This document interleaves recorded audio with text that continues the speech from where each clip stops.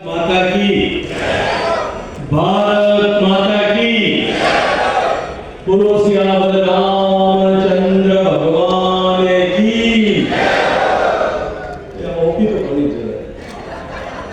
जोधपुर वाला बोलो लगा आप हमारे पहचान से सब लोग लगाओ पूरी ताकत को बोलो भारत माता की। हम ये दम तो लोग चले चलो। पश्चिमी राजस्थान उद्योग एक्सप्रेस उत्सव 33 सालों की इस परंपरा को कायम रखते हुए जोधपुर में लघु उद्योगों के सबसे बड़े उत्सव के कार्यक्रम में आज मुख्यमंत्री बनने के बाद पहली बार जोधपुर शहर के पहले किसी पब्लिक प्रोग्राम में पधारे लोग राजस्थान के नए बने माननीय मुख्यमंत्री जी, जो हम सबको ऐसा लगता होगा कि हमारे साथ जिस तरह के शहर संबंध एक संगठन का कार्यकर्ता होने के नाते इनके रहे हैं, ये हमारे ही परिवार के सदस्य हैं, हमारे ही अपने ऐसे आदरणीय भजनलाल जी का जोधपुर लोकसभा क्षेत्र का प्रतिनिधि होने के नाते हृदयपूर्वक आप सबकी तरफ से स्वागत करता हूँ और अभिनंदन करता हूँ। राजस्थान के माननीय न्याय विधि एवं संसदीय कार्य मंत्री आदरणीय जोगाराम जी, लघु उद्योग भारती के राष्ट्रीय अध्यक्ष, जोधपुर के पूर्व महापौर, हम सब के प्रिय आदरणीय घनश्याम जी साहब, राज्यसभा के सांसद आदरणीय राजेंद्र गहलोत साहब, पाली के यशस्वी सांसद भारत सरकार के पूर्व मंत्री आदरणीय पीपी चौधरी जी, पूर्व सांसद आदरणीय नारायण जी साहब, आदरणीय जसवंत सिंह जी विश्नोई, मंच पर उपस्थित शहर की प्रथम नागरिक आदरणीय अनिता जी, विधायक आदरणीय अतुल भंसाली जी, आदरणीय देवेंद्र जोशी जी, आदरणीय बाबू सिंह जी, मंच पर उपस्थित लघु उद्योग भारती के सभी पदाधिकारीगण, भारतीय जनता पार्टी के जोधपुर के प्रभारी आदरणीय जगदीप छाबा साहब, इस मंच के नीचे जो इस पूरे काम के सूत्रधार हैं, देश भर में लघु उद्योगों की समस्या को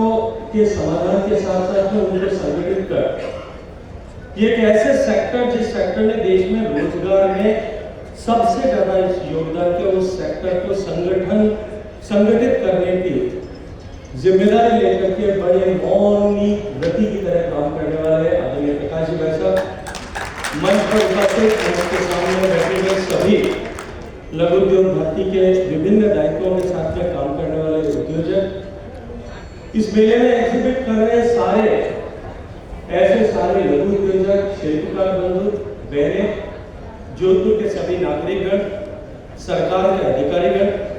इस मेले के साथ में जुड़े हुए जिला उद्योग केंद्र के सारे अधिकारीगण, पत्रकार मित्रों, मैं आप सबका हृदयपूर्वक अभिनंदन करता हूँ, आप सबका स्वागत करता हूँ और आप सबकी तरफ से बहुत सारा अभिनंदन करता हूँ। मैं अपनी बात कहूँ उससे पहले सदैव भजनलाल जी का धन्यवाद करना चाहता हूँ। इतनी विषम परिस्थिति कि कल माननीय प्रधानमंत्री जी का देश के माननीय प्रधानमंत्री जी का जयपुर में कार्यक्रम है और फ्रांस के प्रीमियर आने वाले, उनके साथ में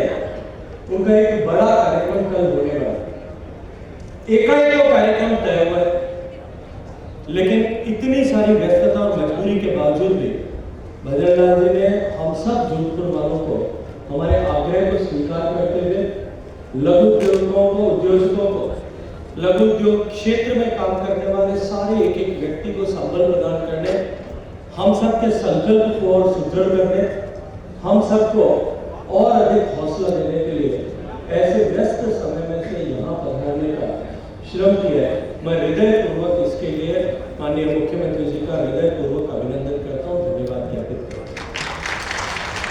क्योंकि हम सब जानते हैं कि हमारे देश की अर्थव्यवस्था के हालात किस तरह से माननीय मोदी जी के नेतृत्व में परिवर्तित हुए। एक समय था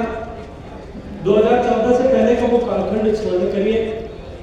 जब भारत को दुनिया के औद्योगिक जगत की समीक्षा करने वाले लोगों ने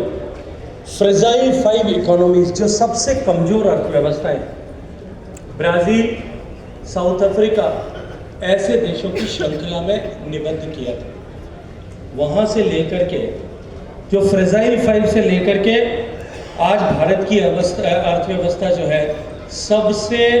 स्पार्कलिंग टॉप, सबसे बड़ी 5 अर्थव्यवस्थाओं में सम्मिलित हुई। निश्चित ही माननीय प्रधानमंत्री नरेंद्र मोदी जी का मार्गदर्शन, उनका प्रबंधन, उनका आर्थिक प्रबंधन, उनकी नीतियां इसके लिए जिम्मेदार है। लेकिन जो ये लोग सामने बैठे हैं, जिन्होंने इस सपने को साकार करने के लिए अपने परिश्रम की बूंदों को इस देश की अर्थव्यवस्था को सुदृढ़ करने के लिए समर्पित किया है, मैं हृदयपूर्वक आप सबका,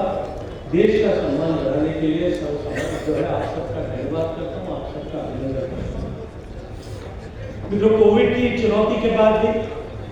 जब दुनिया की सारी अर्थव्यवस्थाएं एक बार लड़खड़ा गई थी या आज तक की संभल नहीं पाई, उभर नहीं पाई, उस परिस्थिति में हमारे प्रधानमंत्री नरेंद्र मोदी जी के मार्गदर्शन में, उनके नेतृत्व में देश ने जिस तरह से काम किया और जो वित्तीय प्रबंधन जिस तरह से किया गया, आज भारत एकमात्र ऐसी अर्थव्यवस्था है जो न केवल वी शेप रिकवरी करती हुई पुराने जो बेंचमार्क थे 2020 से पहले के, जो कोविड की आपदा से पहले थे, उन सब बेंचमार्क को, उन सब पैरामीटर्स पर क्रॉस करके उससे ऊपर निकलने में कामयाब हुई। आज चीन की अर्थव्यवस्था जिसमें लगातार कई वर्षों तक, कई दशकों तक डबल डिजिट में ग्रोथ करते हुए पूरी दुनिया में अपनी आर्थिक धमक कायम की थी। अभी 3 दिन पहले तक दावोस में जो सम्मेलन चल रहा था, उस सम्मेलन में जिस तरह से भारत की गूंज अपनी बात सुनाई दी है, ये भारत के बढ़ते हुए सम्मान, स्वाभिमान और आर्थिक परिदृश्य में भारत के एक उभरते हुए सितारे की तरह, एक प्रदीप्त सितारे की तरह, एक अटल ज्योतारे की तरह चमकने का परिणाम दिख रहे हैं। मित्रों, पिछले 3 साल से निरंतर भारत की अर्थव्यवस्था जिस तरह से दुनिया की सबसे तेजी से बढ़ती हुई अर्थव्यवस्था है, उसमें निश्चित ही माननीय प्रधानमंत्री जी के वोकल फॉर लोकल और साथ जो है कुटीर उद्योगों को, एमएसएमई सेक्टर को महत्ता प्रदान करने का मंत्र जो है उसका आधार है। माननीय प्रधानमंत्री जी ने एक तरफ 2014 से निरंतर छोटे उद्यमियों को राहत प्रदान करने, उनको संबल प्रदान करने, उनके द्वारा उत्पादित की गई वस्तुओं को विक्रय के लिए डिफरेंट प्लेटफॉर्म्स इनिशिएट करने, जैम पोर्टल के माध्यम से सरकार की खरीद में ऐसे उद्योगों को, उद्यमियों को प्राथमिकता देने, जैम ट्रिकी के द्वारा जो जिस तरह से माननीय प्रधानमंत्री जी ने उनको तकनीकी विकास के माध्यम से उनको सहूलियत प्रदान करने और उनके मार्केट का विस्तार करने का अवसर प्रदान किया। विभिन्न नीतियों में संशोधन करके जिस तरह से एमएसएमई सेक्टर की परिभाषाओं को परिवर्तित किया गया, उन सब के चलते हुए आज इस तरह की परिस्थिति बनी है कि आज भारत जो है वो दुनिया के आर्थिक प्रदर्शन में सबसे तेजी से चमकते हुए सितारे के रूप में उठ रहा है। और ये आज जो हम साकार कर पाए और जिस मार्ग पर हम चले, पूरी दुनिया के आर्थिक जगत की विशेष जो समीक्षा करने वाले लोग इस बात को आज स्वीकार करते हैं, मानते हैं कि भारत 2027 तक दुनिया की तीसरी बड़ी अर्थव्यवस्था बन जाएगा। आज हम 3 ट्रिलियन को क्रॉस कर चुके हैं, हम 4 ट्रिलियन की अर्थव्यवस्था बनने की दिशा में आगे बढ़ रहे हैं। और निश्चित ही थोड़े समय में जिस तरह से पूरा विश्व के आर्थिक जगत की समीक्षा करने वाले लोग स्वीकार करते हैं कि हम तीसरी अर्थव्यवस्था बनने के साथ साथ में इस सदी के अंत तक हम दुनिया की सबसे बड़ी अर्थव्यवस्था, जो चाइना से 1.5 गुना और अमेरिका से 30% अधिक होगी, हम जिस रास्ते पर चल रहे हैं उस मुकाम तक हम अवश्य में पहुंचने वाले। एक नई संभावनाओं के द्वार हम सबके लिए खुले और क्योंकि अब राजस्थान में भी डबल इंजन की सरकार बन चुकी है और राजस्थान की सरकार माननीय मोदी जी की नीतियों के साथ में हम कदम होकर के साथ चलते हुए इस प्रदेश को आगे बढ़ाने के लिए हम लोग प्रतिबद्ध हैं, हम लोग संकल्पबद्ध हैं। मैं माननीय भजनलाल जी का स्वागत करते हुए कि हम राजस्थान के इस औद्योगिक परिदृश्य को बदल सकें और पश्चिमी राजस्थान में सभी तरह की संभावनाएं, एक प्रदेश को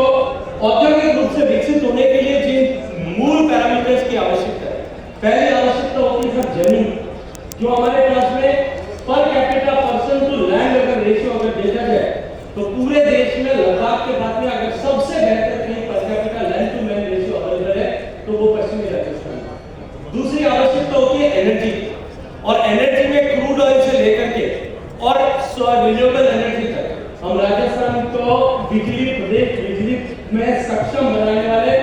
बिजली में आत्मनिर्भर बनाने वाले क्षेत्र के प्रतिनिधि के रूप में मैं आपको कहता हूँ कि हमारे पास बहुत है बिजली उपलब्ध। पानी की यदि बात करें, सामान्य रूप से हम ऐसा सोचते हैं कि पश्चिमी राजस्थान में पानी की कमी है, लेकिन खेती में जितनी पानी की आवश्यकता होती है उसका 10वां हिस्सा 5वां हिस्सा भी जो है वो